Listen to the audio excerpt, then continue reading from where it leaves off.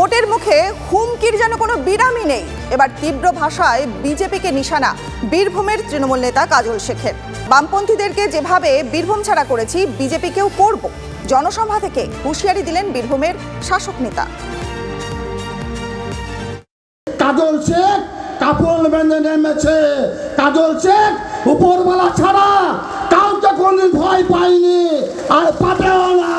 তাই যারা হিন্দু মুসলমানের মধ্যে ভেদাভেদ করতে চাইছো বন্ধু, একটু সাবধানে থাকো। তোমাদের বামপন্থীদের যেভাবে আমরা নানুর ছাড়া করেছি, বীরভূম ছাড়া করেছি, বাংলা ছাড়া করেছি, তোমাদেরও সময় এসে গেছে। তোমাদেরকে গুজরাট পাঠিয়ে ছাড়বো। এই বাংলায় তোমাদের ঠাঁই হবে না। উন্নয়নের পথে যে বাধা সৃষ্টি করার চেষ্টা করবে অবশ্যই তার ঠাঁই বাংলায় হবে। গুজরাটি এই জন্যই, কারণ অনেক বাংলাকে ব্যতি রেখে বাকি যে রাজ্যগুলি আছে সেই রাজ্য থেকে অনেকে ডেলি প্যাসেঞ্জারে করে আসছে, তাদের মধ্যে অনেক গুজরাট থেকেও আসছে।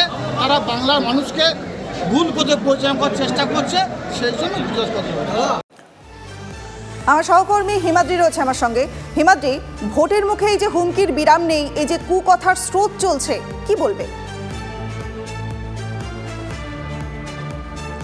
একেবারেই বীরভূমের নানুরের পাপুরি গ্রামে গতকাল একটি জনসভা ছিল। সেখানেই কাজল শেখ কার্যত বিজেপিকে হুঁশিয়ারি দিলেন, কার্যত হুঙ্কারের সুরে হুঁশিয়ারি দিলেন। তিনি বললেন যে বামপন্থীদের যেভাবে বীরভূম ছাড়া করেছি, নানুর ছাড়া করেছি, তোমাদেরকে ঠিক একই কায়দায় বাংলা ছাড়া করব, গুজরাট পাঠিয়ে দেবো। অর্থাৎ ভোটের আগে অনুব্রত মণ্ডল যে স্টাইলে বিরোধীদের হুমকি চুমকি দেখাতেন বা ভয় দেখাতেন, হুমকি দেখাতেন, যে স্টাইলে ভোট করতে অভ্যস্ত বীরভূম জেলার তৃণমূল কংগ্রেস, সেই একই কার্যত একই ভাষায় অনুব্রতহীন বীরভূমে সেই জায়গাটা নেওয়ার চেষ্টা করছে কাজল শেখ। কার্যত এমনটা মনে করছে বিরোধীরা। তারা বলছে যে অনুব্রত মণ্ডল নেই, তার যে হুমকি দিয়ে ভোট করানো স্টাইল সেটাকে ভুল, কিন্তু আবার ফের করছে, যদিও এতে লাভ হবে না, এটা দাবি বিজেপি বা সিপিআইএম এর। তারা বলছেন যে অনুব্রত মণ্ডল যেভাবে হুমকি দিয়েছেন করেননি, তার সত্ত্বেও একের পর এক নির্বাচনে ব্যাপক। বেশ হিমাদ্রি, তুমি সঙ্গে থাকো। কি বলছে বিজেপি এ বিষয়ে শুনবো। কাজল বাবু আগে নিজে ঠিক করুন যে জেলা পরিষদের দায়িত্ব দিয়ে বীরভূম ঘুরে দাবদাবিয়ে বেড়াচ্ছিলেন, ওনাকে কেন ঘরে ঢুকানো হলো? ওনাকে কেন নানুরেই ক্লোজ করে দেওয়া হলো? আগে আপনি বাইরে বার হন, তারপরে বাকিদের বাইরে পাঠাবেন। এসব বলে লাভ নাই।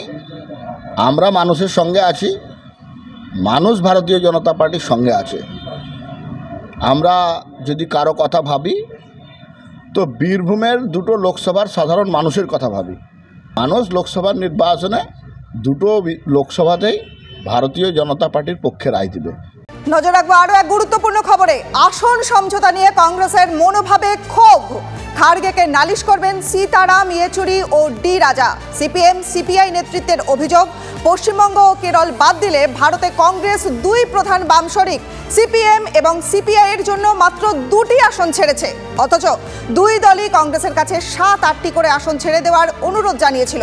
কংগ্রেসের এই মনোভাবে সিপিএম সিপিআই নেতৃত্ব কিন্তু বিরক্ত। এবার তারা ঠিক করেছেন খার্গের সঙ্গে দেখা করে নিজেদের বিরক্তি প্রকাশ করবেন। খার্গের কাছে সময় চাওয়া হয়েছে, আগামী 2-1 দিনের মধ্যেই বৈঠক হতে পারে। লোকসভার ভোটের মধ্যেই গার্ডেন রিচের বেআইনি নির্মাণ ঘিরে দিন দিন অস্বস্তি কিন্তু বাড়ছে রাজ্যের শাসক দলের। একটি বাড়ি ভাঙতে গিয়ে বাধার মুখে পড়তে হয় পুরকর্মীদের। সেই উদাহরণ টেনে গার্ডেন রিচের বাড়ি ভাঙা নিয়ে অসহায় স্বীকারোক্তি মেয়রের। একটা বেআইনি বাড়ি ভাঙতে গিয়েই এই ছবি। যদি সব বেআইনি বাড়ি ভাঙতে হয় তাহলে কি হবে বুঝতে পারছেন? আক্ষেপ ফিরাদ হাকিমের। সবকিছু সম্ভব না। আমরা যেটা ভাবি বা টিভিতে যা দেখি, বাস্তবে করতে গেলে অনেক রকম প্রতিবন্ধকতা। আজকেই তো একটা ঝলক আপনারা দেখলেন, তাহলে এই ঝলক যদি 1000 গুণ বেশি হয় তখন। সুতরাং ল অ্যান্ড অর্ডার একটা প্রবলেম, এতগুলো মানুষের বাসস্থান একটা প্রবলেম। এটা দেখে নিশ্চিতভাবে আমাদের একটা কিছু করতে হবে এবং আমাদের মহামান্য আদালতও সেগুলো ভেবেই করেন। আমাদের প্রতিনিধি সোমা রয়েছে আমাদের সঙ্গে। সোমা, দেখলে যে খোদ মেয়র তিনি আক্ষেপ করছেন, কি বলবে?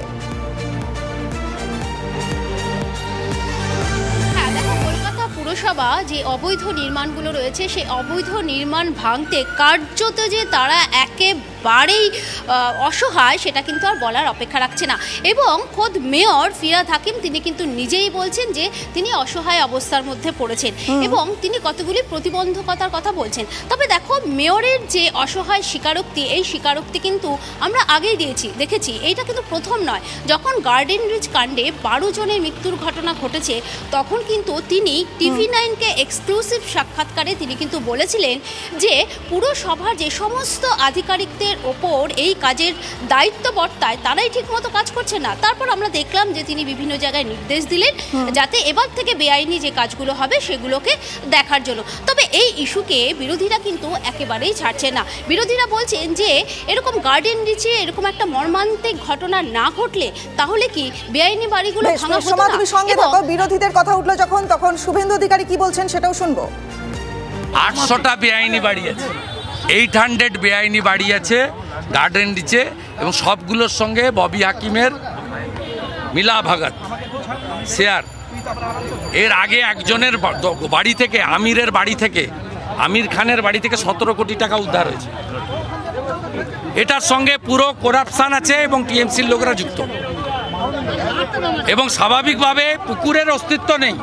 একেবারে হরিদেবপুর থেকে আপনি যদি বারাসাতের শেষ মাথা অবধি যান, কোনো পুকুর পাবেন না, সব পুকুর একদম হজম করে দিয়েছে টিএমসি।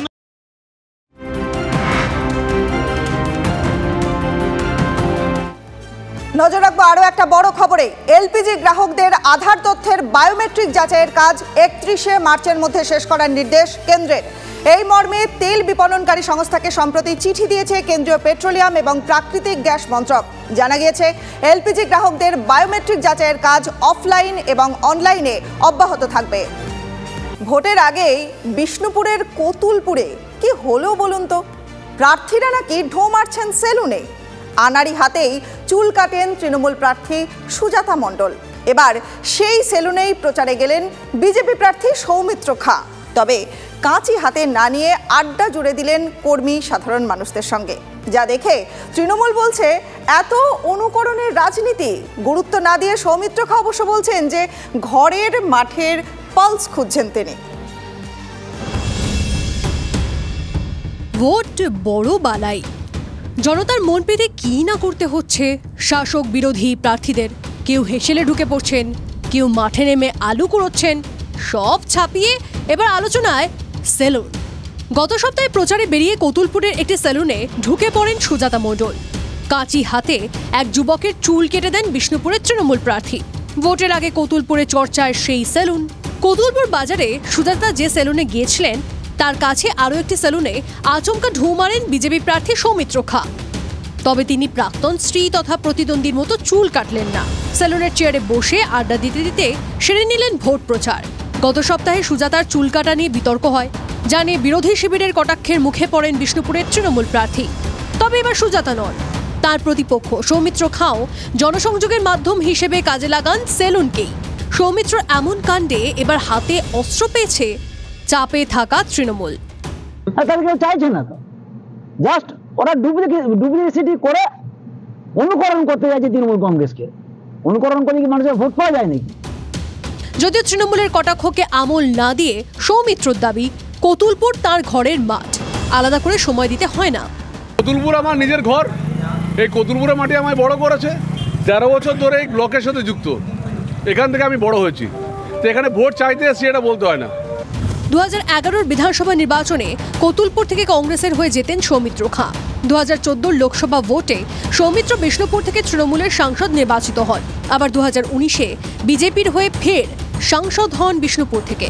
গত বিধানসভা ভোটে কতুলপুরে বিজেপি জিতলেও সেখানকার বিধায়ক তৃণমূলে যোগ দেন।